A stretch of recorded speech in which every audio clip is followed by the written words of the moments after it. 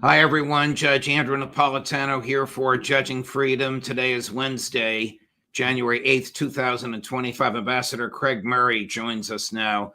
Ambassador Murray, I think you're joining us from Beirut. You're a courageous young man, and we deeply appreciate your presence here. A belated Happy New Year to you. A belated gratitude for the time you gave us in 2024, with the hope and expectation we can work together in 2025. Ambassador, who or what is principally responsible for the demise of the Assad government in Syria? That's a much more complex question than it sounds, because this extraordinary confluence of interests came together, where you have nations cooperating, all with their own reasons for wanting a piece of the Syrian pie.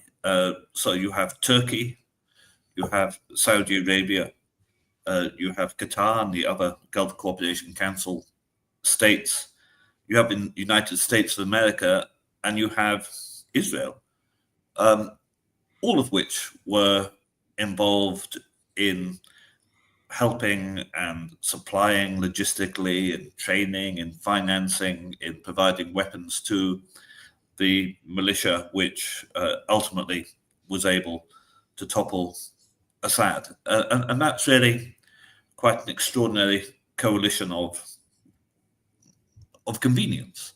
And of course, there will be strains in that. The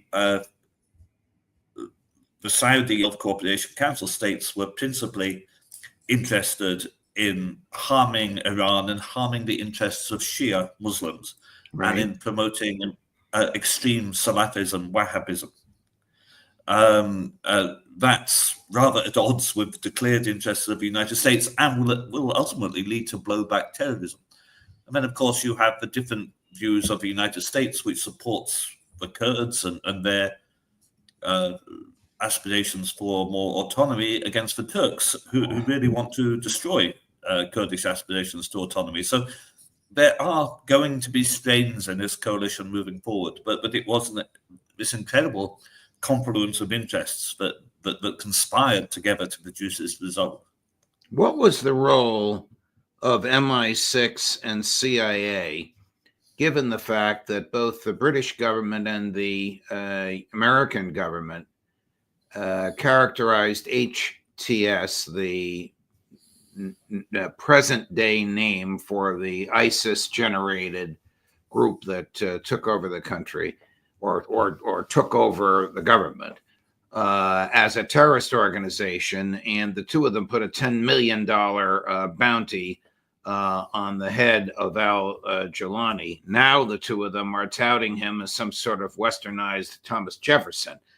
But what role did they play, privately, secretly, notwithstanding what their governments were claiming publicly about this terrorist organization, which now claims to be the legitimate government of Syria? Yeah. Well, you're right, of course, and it's extremely important that people understand that Al-Qaeda, Al-Nusra, ISIS, HTS are all the same thing, basically. This is just a sort of shifting alphabet soup of designations for basically the same set of genuinely fanatical and crazy, extremely violent medievalist, religiously motivated people who want to fundamentally set back the role of societies in the Middle East. And there's no doubt whatsoever that members of these groups have been trained, financed, and supported by the security services of all the Five Eyes powers. Sometimes you get glimpses into this. For example, we had the case of a young lady who was one of a large number of young women who were essentially trafficked to be brides to members of ISIS in Syria and in Iraq. Shamima Begum is the name of this particular lady, who's been attempting to get her UK citizenship back through the UK courts and has not succeeded in doing so, which, in my view, is a disgrace because she was trafficked at the age of 15. I don't think she should be held responsible for her decisions when she was very much drawn into this.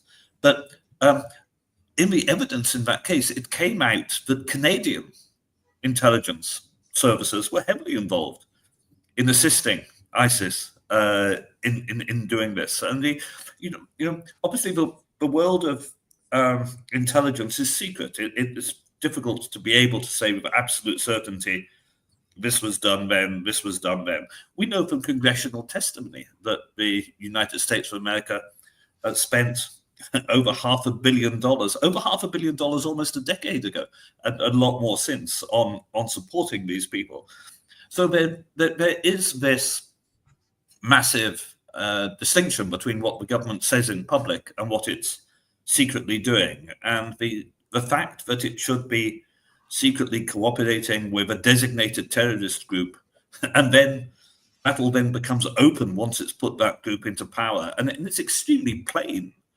All the Western leaders have been queuing up to get to Syria in order to shake hands with these people. We've had the German foreign minister, we've had the French foreign minister. Of course, the Ukrainians were first, and there are links there. It was an Uzbekistan Islamic extremist who constitute quite a large part of the HTS forces, who assassinated a Russian general in Moscow in early December. There are links in this, if you like, this axis of violence that stretch across the different theatres of war, and which the security services pull all the strings. We ran a clip. This is about an 8 or 9 year old clip of Lloyd Austin. He is then a 4-star general and the commander of CENTCOM, which is basically American forces in the Middle East and in Europe. And a member of Congress asks him, how much money was spent and how many fighters did you train? And you pointed this out just a few minutes ago. $500 million, 500 million. Oh, in general, how many people were trained successfully? And he hesitates, he hems, he haws, he closes his eyes, and he goes, about 5. That's the type of money that is being wasted. But I want you to look at 2 clips of Mr. Al-Jilani and tell me if this resembles the same human being who a few months ago was chopping off hands and cutting off heads. Chris, run them back to back, number 7 and number 8. Russia is an important country and is considered the second most powerful country in the world. And there are deep strategic interests between Syria and Russia. There are deep strategic interests between Syria and Russia. Syrian weapons are all Russian. Many of the power plants are Russian with Russian expertise, and there are great cultural ties between Syria and Russia. We do not want Russia to exit Syria, as some would like. Syria cannot continue without relations with a large regional country like Iran, but they must be based on diplomatic relations, respect for the sovereignty of the 2 countries, non-interference in internal affairs, and only relations that are compatible with the interests of the 2 countries without interfering in the matters of sectarian hatreds. We hope that the new American administration will not follow in the same approach of the previous administration in continuing these sanctions and will lift them without entering into negotiations or bargaining. So this is the same guy that said, I'm the head of the government, there'll be no elections for at least 4 years, who appointed one of his former torturers as the head of their version of the Department of Justice, who's radicalizing the curriculum in the government schools. Okay, I get it. Will diplomats, of which you were one, and with the mindset of which you are familiar, accept the westernized version of him? Or is this some sort of a deception and a fraud that nobody should take seriously. Well, it is a deception and a fraud, but it's a deception and a fraud which Western diplomats are party to. This is a game they know they're supposed to be playing, and he's saying these things about, there should be no sectarian hatred at the same time that his militias are out there torturing Shia, Alawite, and Christian people to death. And at the same time, as you say, they've adopted an extreme Islamic curriculum in schools. For the first time in history, wearing the hijab has become compulsory in the majority of Syrian state schools as of this week. This week, there are Sharia law agents, official government employees on the streets of Damascus advising women, and they say it's only advice, to cover their hair. So there's a massive gulf between what he says and what he does, and the things he does are the kind of things you'd expect from someone who, we should not forget, this is officially the former deputy leader of Al Qaeda in Syria. That's who the man is, and this this extremely good media training and makeover, which plainly he's been given by Western intelligence agencies. It doesn't actually fool anyone, and we will see what's happening. I'm looking myself to get into Damascus in the next week or two to be able to report, because one of the difficulties is that the West has put him in power in order to weaken Iran, in effect, and in order to reduce resistance to Israel. And so not only Western diplomats, but the Western media are colluding and not really reporting what's actually happening there on the ground, which is why I'm going to look to get in there myself. How dangerous will it be for you? How dangerous is it for Jewish people? How dangerous is it for Christians today in Syria? I think we're at a moment of extreme danger. I mean, we saw during the Civil War that Christians and Jews and Muslims of other sects were massacred by exactly the individuals who are now in power. And there's no doubt about that. Ancient monasteries, ancient churches were destroyed, synagogues were burnt down. The places where al-Nusra and ISIS controlled were subject to abominable practices. These people are now in power. He's being a very good frontman, pretending all this isn't happening.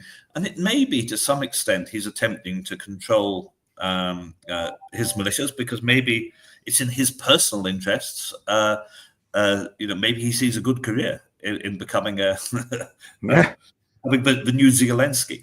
But whether the tens of thousands of Uyghur and Uzbek and Chechen and Bosnian and other extremist fanatics from all over the world who flocked there and who were part of the militia, whether they're willing to stop their attempt to impose their extremist form of Islam on the rest of the world by force, just because he says so, seems to me most unlikely. It seems to me most improbable he'd be able to do that if he wants to, and I'm not sure he wants to. He certainly sees the need to pretend to be wanting to, but that's a very different thing. I would just like to make the point of saying that I think it's very important that we don't feed into Islamophobia here, and we don't view this extreme form of Saudi-sponsored Wahhabist or Salafist violent extremism as typical of the religion of Islam, because it is, just as there have been nutty, violent Christians in the past, all religions are prone to fringe elements. You're in Beirut. What is life like in Lebanon? What is the IDF, if anything, doing? Yeah. The IDF continues to consolidate its positions in southern Lebanon. It's supposed to be vacating those positions by before the end of this month. The ceasefire runs out before the end of this month, at which point Israel is supposed to have left the country. They're making fairly plain they're not intending to leave the country. They're still building and consolidating military emplacements. They've been putting out radio messages for the last couple of days, giving long lists of towns and villages in the south where Lebanese people are not allowed to return and will be at danger of being killed if they do return. And many of those, actually, there are many Lebanese people who've already returned who are now being effectively kicked out again by the Israelis. So that's rather as in Syria, where Israel has expanded into southern Syria, and of course that's contiguous with southern Lebanon. All the signs are that this part of, you like, the start of an expansion as part of the Greater Israel Project looks to be permanent rather than temporary. I should also say that tomorrow there is Let me just stop you. When you say that, do you mean that Israel is conquering and occupying lands that the whole world 1 month ago, recognized as Lebanon, and Israel is now claiming those lands are Israel? The government of Israel hasn't made a formal claim they are Israel yet. They are, however, occupying them and not leaving them, and certainly there are individual extremist Israeli ministers like Ben Gvir who have said they are Israeli. And my view is there is no intention to leave them, and it's going to be a bit like the Golan Heights situation, where part of the Golan Heights was occupied by Israel for years. They refused to leave, and then eventually they declared formal annexation. And in their view, this was part of Israel, which the United States under Donald Trump recognized. And I think we are in Lebanon seeing an intention to permanently occupy land here, though I don't expect we'll see a formal claim of annexation for some time. Over the weekend and then yesterday, President-elect Donald Trump made two comments. One is, "I am the best friend of Israel in the world." I'm paraphrasing. And the other is, if the Israeli hostages are not returned by the time of my inauguration, there will be hell to pay. I'm also now paraphrasing. Not ruling out the potential introduction of U.S. troops into Gaza. Do these two statements give you comfort or terror? I think it's a very, very worrying time, which is why I'm back here. Here in Lebanon, we have the ceasefire agreement, which was for 2 months, runs out. We have the Trump inauguration, and exactly as you say, the potentially explosive consequences of that in the Middle East. We also, tomorrow, the Lebanese parliament is supposed to elect a new president. Under the constitution of Lebanon, the president has to be a Christian. And the United States is quite openly trying to impose a military strongman, General Joseph Aoun, on the country. The United States Special Envoy Hochstein is here. He has publicly advocated, and it's quite extraordinary that a state should tell another state who their president should be. Right. Hochstein has publicly advocated for General Aoun, and he's been joined in that by Saudi Arabia, with Mohammed bin Salman saying he wants General Aoun to be the prime minister, to be the president. And their puppet, al-Jilani in Syria, has also said he wants General Aoun to be the president. But the Hezbollah control 40% of the parliament, which chooses the president, and they have allies, strong allies in the Christian parties. So I don't think that's going to work. I don't think the United States is actually going to get its way tomorrow. My guess is actually there won't be a resolution of it tomorrow, but that's going to bring more conflict with the United States and more conflict involving Hezbollah. So there's a series of flashpoints. There's the end of a ceasefire. There's Trump coming in and his threats on Hamas, and there's the Lebanese kicking back against the Americans trying to impose a president upon them. So this is really quite a difficult and dangerous time. Here's President-elect Trump yesterday on these very topics, Ambassador. Chris, cut number 9. Do you think they're waiting for President Trump to take office? No, I think they heard him loud and clear. Better get done by the inaugural. But when you say all hell will Before be I paid, take or office. that all hell must be paid if they don't release the hostages. Well, do I have to define it for you? Look, all No, I know hell you're not will gonna break out. telegraph If what- those hostages aren't back, I don't want to hurt your negotiation. If they're not back by the time I get into office, all hell will break out in the Middle East. Can you elaborate? And it will not be good for Hamas, and it will not be good, frankly, for anyone. All hell will break out. I don't have to say anymore, but that's what it is. And they should have given them back a long time. They should have never taken them. If the deal isn't done before I take office, which is now going to be 2 weeks, all hell will break out in the Middle East. Okay? Thank you, Mr. President. You've done a great job. Thank you. And that, of course, with Donald Trump was his billionaire entrepreneur friend who will become the new Amos Hochstein, the new roving emissary attempting to put out fires in the Middle East. Later on, he was asked if he would rule out the introduction of American troops, and he hedged, but the implication was he would not. He didn't want to show his cards. I understand not wanting to show his cards, but could you imagine American troops in Gaza? Could you imagine American troops implicated in genocide? Have American troops ever fought shoulder to shoulder with the IDF? Does the IDF even want that? All right, too many questions, but take it from there. I think it's quite possible the IDF does want that, in that Israel's determination has been to drag America into the conflict in the Middle East, and more specifically, of course, to drag America into conflict with Iran. So I think that the idea would delight the Israelis. It would, of course, be a nightmare for the American armed forces, because it's a very unpleasant form of urban warfare, which is essentially genocide. You're fighting people with virtually no ability to fight back with anything. The